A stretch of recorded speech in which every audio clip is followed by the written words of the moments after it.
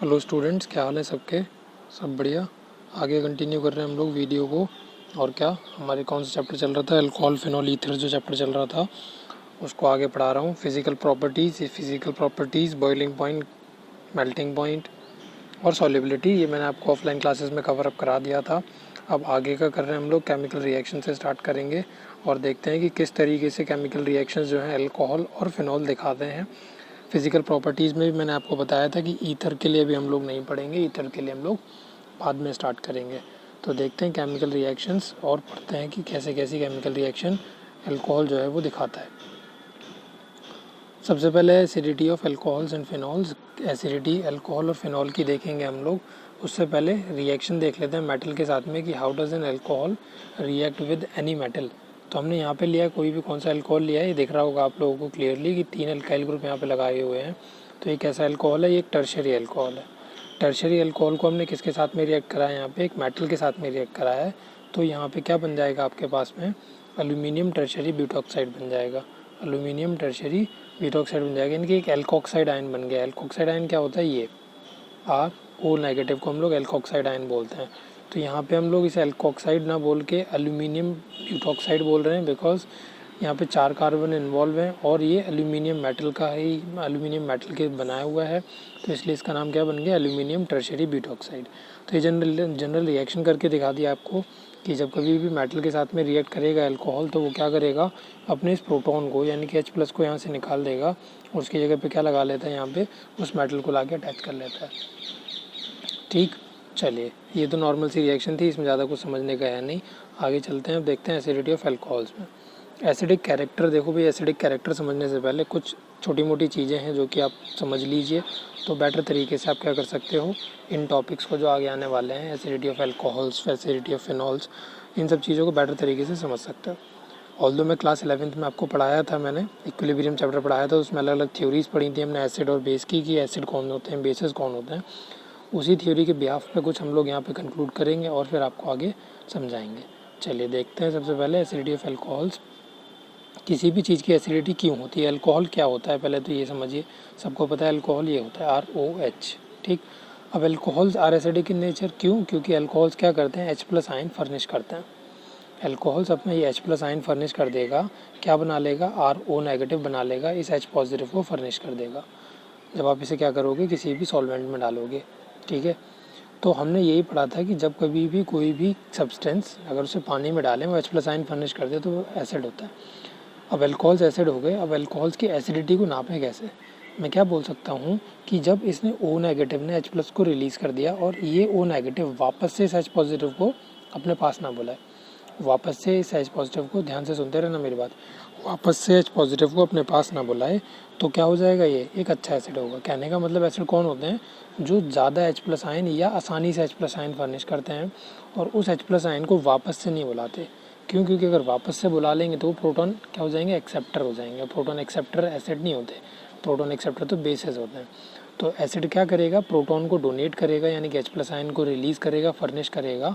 उसे आप कभी भी वाटर में डालोगे, सॉल्वेंट में डालोगे तो, और फिर उस H+ आयन के लिए एफिनिटी नहीं दिखाएगा, मतलब उस H+ आयन को वापस से अपने पास नहीं बुलाएगा, अट्रैक्ट नहीं करेगा।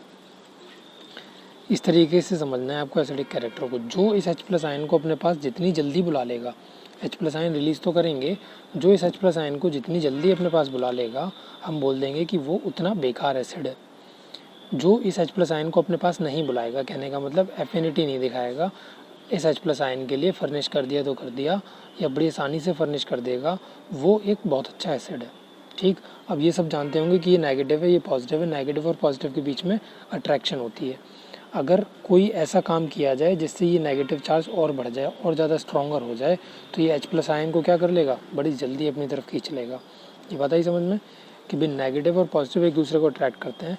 इस ऑक्सीजन पे जितना ज़्यादा नेगेटिव चार्ज होगा, उतनी जल्दी ये क्या करेगा, इस H+ आयन को अपनी तरफ अट्रैक्ट करेगा।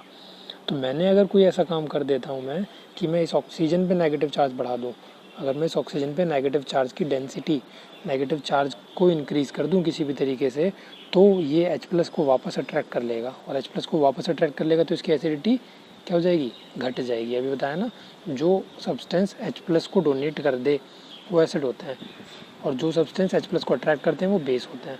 तो ऐसे कोई सब्सटेंस जो H+ को अट्रैक्ट कर रहे हैं, जैसे क्यों, क्योंकि इसमें नेगेटिव चार्ज बढ़ गया ऑक्सीजन पे। क्यों बढ़ गया वो अभी मैं समझाऊंगा। तो इसको क्या बोल देंगे हम लोग कि ये एक बेस बन गया, ये एसिड नहीं रहा, ये इसकी एसिडिटी जो है वो घट चुकी है। ये बातें अगर समझ में आई होंगी आपको तो प्लेबैक में करके दोबारा से सुन लीजिएगा।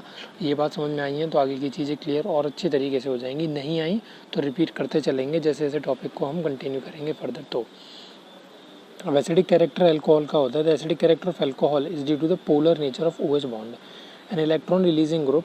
इलेक्ट्रॉन रिलीजिंग ग्रुप कौन होते हैं? जो इलेक्ट्रॉन को डोनेट करते हैं, यानी कि इलेक्ट्रॉन डोनेटिंग ग्रुप, जैसे कि इथाइल हो गया, मिथाइल हो गया। Increases the electron density on oxygen tending to decrease the polarity of OH bond, this decreases the acidic strength. Acidic strength decrease हो जाएगी। कैसे? देखिए इस डायग्राम से। अभी मैंने आपको क्या बोला कि मैं ऐसा कुछ काम कर दूं कि इस ऑक्सीजन पे नेगेटिव चार्ज बढ़ा दूं। नेगेटिव चार्ज कब बढ़ा सकता हूं? जब मैं इलेक्ट्रॉन रिलीजिंग ग्रुप लगा दूं। जैसे मान लो ये मेरे पास में कार्बन था, थोड़ा साफ में बना के दिखाता हूं आपको।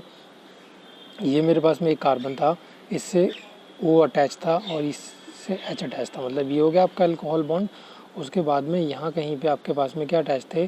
सपोज करिए इस कार्बन से तीनों हाइड्रोजन अटैच थे, ठीक। अब होगा क्या कि हम इसकी एसिडिटी की बात कर रहे हैं तो ये इसको बॉन्ड को तोड़ेगा, H+ आयन यहाँ से फर्निश कर देगा। H+ आयन फर्निश करेगा तो इस पर नेगेटिव चार्ज और इस पर पॉजिटिव चार्ज। अब ये नेगेटिव मैंने अभी जैसे समझाया था कि अगर ये ऑक्सीजन इस H+ को वापस बुला लेगा तो इसका एसिडिक कैरेक्टर नहीं है, ये बेस है, ये इसकी एसिडिटी बहुत कम है। अगर ये इसे छोड़ दे और वापस ना बुलाए, वापस नहीं बुलाएगा मतलब इसमें नेगेटिव चार्ज बहुत ज़्यादा नहीं होगा, वापस नहीं बुलाएगा तो एक अच्छा एसिड है। मैंने क्या करा, एक हाइड्रोजन हटा के यहाँ से एक हाइड्रोजन की जगह मैंने यहाँ पे क्या लगा दिया, एक अल्काइल ग्रुप लगा दिया। समझते रहे ना बात को। एक हाइड्रोजन की जगह मैंने यहाँ पे क्या कर दिया, एक अल्काइल ग्रुप लगा दिया। अल्काइल ग्रुप क्या होते हैं? इलेक्ट्रॉन डोनेटिंग ग्रुप होते हैं, जो कि इलेक्ट्रॉन को डोनेट करेंगे और नेगेटिव कैरेक्टर इस ऑक्सीजन पे बढ़ा देंगे। नेगेटिव कैरेक्टर इस ऑक्सीजन पे बढ़ा देंगे। इस ऑक्सीजन पे नेगेटिव कैरेक्टर बढ़ जाएगा तो ये इस H+ आयन को अट्रैक्ट करने लगेगा अपने पास में, इस H+ आयन को अपने पास में अट्रैक्ट करने लगेगा।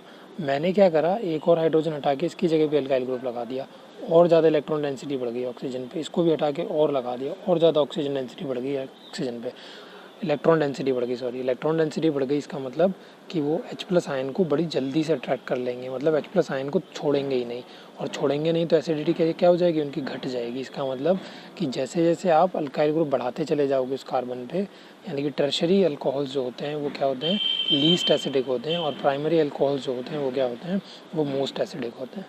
ये बात समझ में आ गई सबको? मोस्ट एसिडिक, लीस्ट एसिडिक वाली बात। क्यों है लीस्ट एसिडिक, क्यों है मोस्ट एसिडिक? चलिए आगे चलते हैं। तो ये तो अल्कोहल्स की एसिडिटी हमने कंपेयर कर ली और पढ़ ली।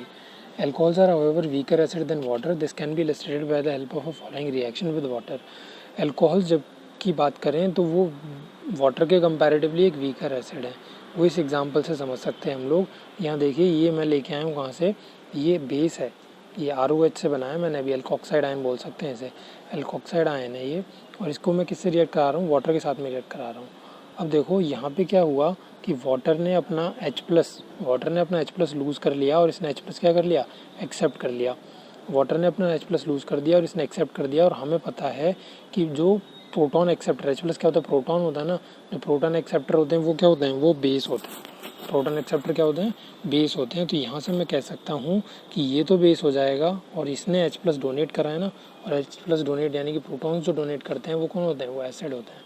तो ये एक एसिड हो जाएगा। कौन सी थ्योरी में बात होती थी इसकी, प्रोटॉन डोनर प्रोटॉन एक्सेप्टर की, ब्रॉन्स्टेड एसिड बेस थ्योरी पढ़ाई थी आपको क्लास 11th में। तो वहाँ से आप सब ये सब चीज़ें देख सकते हैं और समझ सकते हैं इन सब चीज़ों को।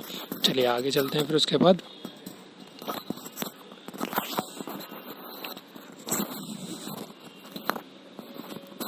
नेक्स्ट आगे है हमारे पास में, the reaction shows that water is a better proton donor and hence stronger acid than alcohol. वही जो मैंने आपको अभी समझाया कि ये रिएक्शन शो करती है कि वाटर क्या है, एक बेटर प्रोटॉन एक्सेप्टर है।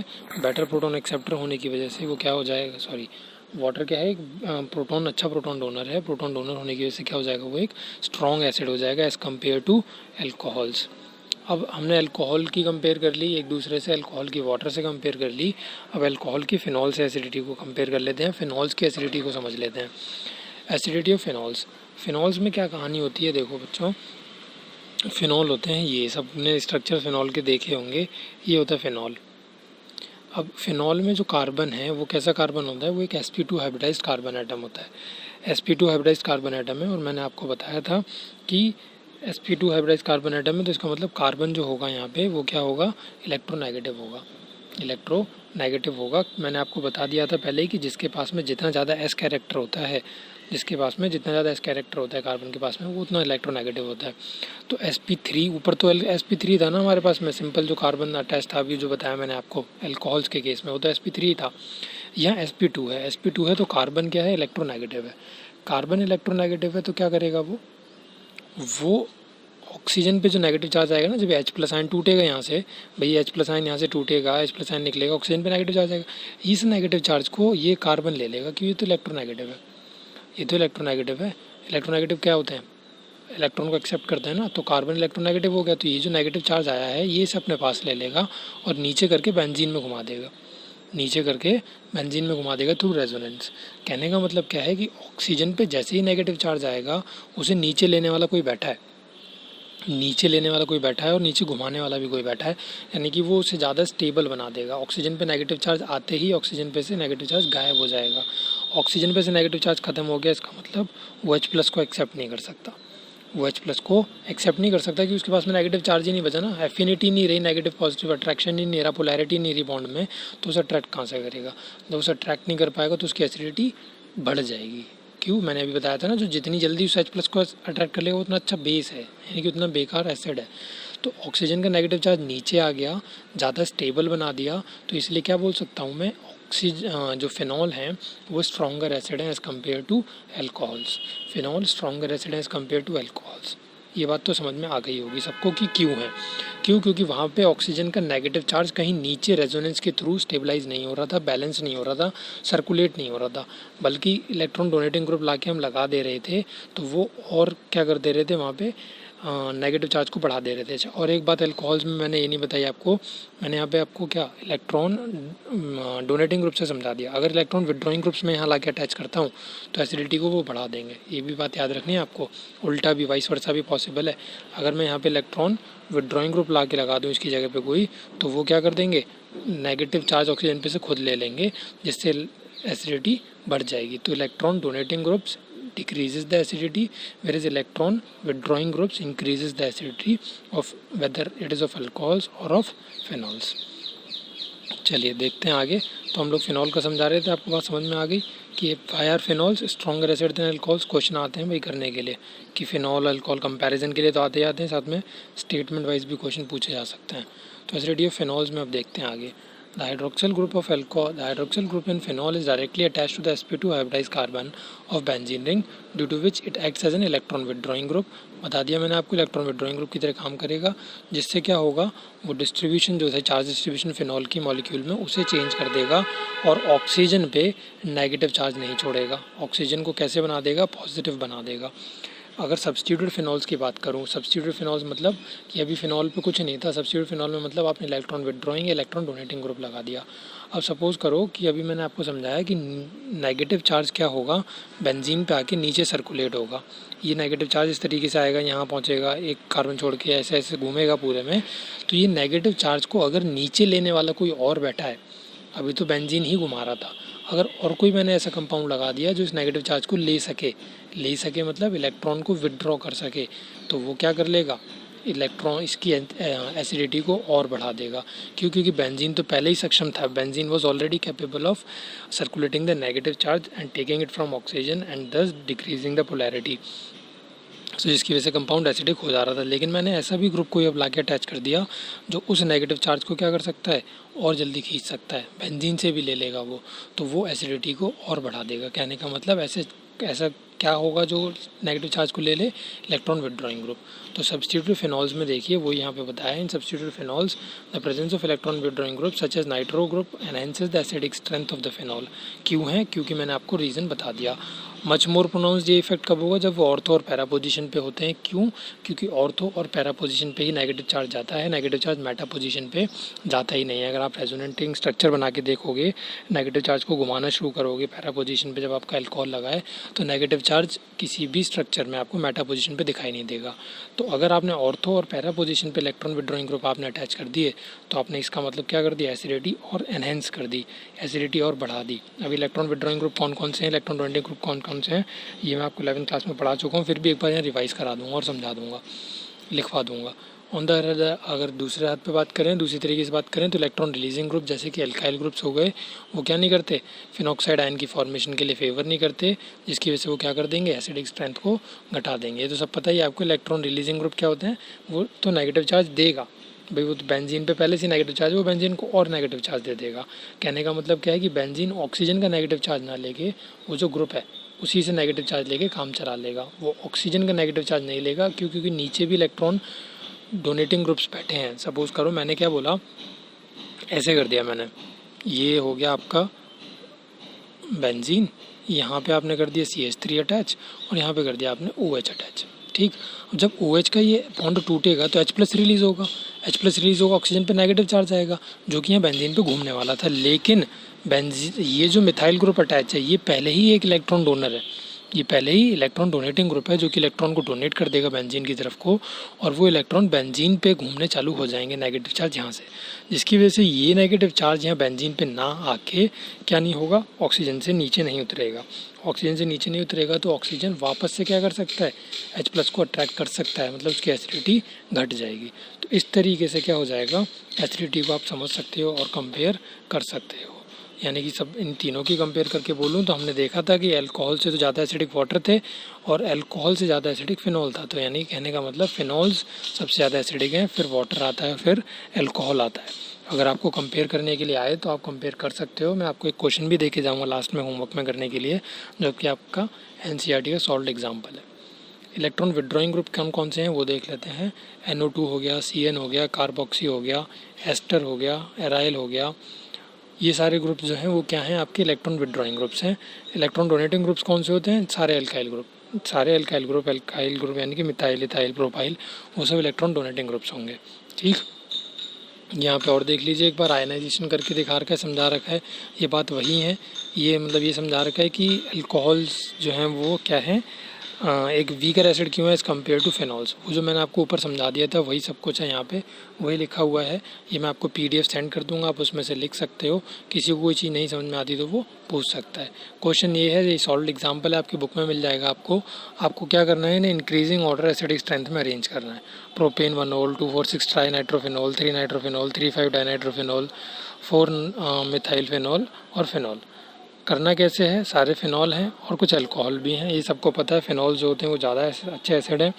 फिनॉल में अगर इलेक्ट्रॉन विड्रॉइंग ग्रुप लगा है तो उसकी एसिडिटी को इनहेंस कर देगा, इलेक्ट्रॉन डोनेटिंग ग्रुप लगा है तो उसकी एसिडिटी को कम कर देगा। Same case with alcohols also, अगर इलेक्ट्रॉन विड्रॉइंग ग्रुप अटैच है तो उसकी एसिडिटी को इंक्रीज़ कर देगा, इलेक्ट्रॉन डोनेटिंग ग्रुप अटैच है तो उसकी एसिडिटी को डिक्रीज़ कर देगा। इस बात को ध्यान में रखते हुए अरेंज करिएगा और आंसर्स मुझे सेंड करिएगा। आंसर सेंड हो जाएंगे, आ जाएंगे मेरे पास में, मुझे पता चल जाएगा कि सबने वीडियो देखी है और सबको समझ में आई है, और मैं फिर नेक्स्ट वीडियो लेके आपके सामने आ जाऊंगा। चलिए मिलेंगे नेक्स्ट वीडियो में, जिसमें आगे के टॉपिक्स को कंटिन्यू करेंगे। Till then, to take good care of yourselves. Bye bye.